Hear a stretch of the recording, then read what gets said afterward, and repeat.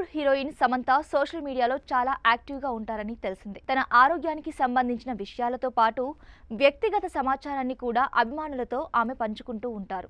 2022లో మయోసిటీస్ వల్ల సమంత ఆరోగ్యం దెబ్బతింది. ఆ సమయం నుంచి ఆరోగ్యానికి సంబంధించిన పోస్టులను షేర్ చేయడంతో పాటు లైక్ కొట్టడం చేస్తూ ఉంటారు. అయితే ఇన్స్టాలో వైవాహిక బంధాలు విచ్ఛిన్నం కావడంపై తెలుపుతూ వచ్చిన ఒక పోస్టును ఆమె లైక్ చేశారు.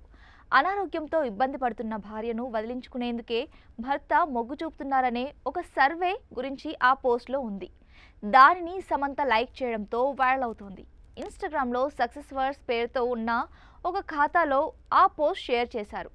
అందులో ఎక్కువగా హెల్త్తో పాటు కుటుంబ బంధాల గురించే కనిపిస్తూ ఉంటాయి.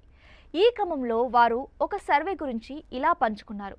ఒక కుటుంబంలో భార్య తీవ్ర అనారోగ్యానికి గురైతే భర్త ఆమెను వదిలేయడానికే ఇష్టపడుతున్నాడు.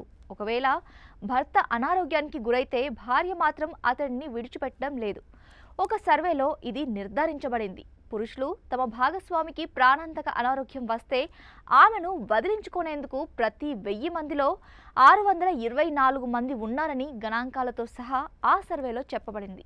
భార్య అనారోగ్యం వల్ల చాలా మంది పురుషులు భావోద్వేగ శారీరక సాన్నిహిత్యం కోల్పోవడం వల్లే భర్తలు ఇలాంటి నిర్ణయాలు తీసుకుంటున్నారు.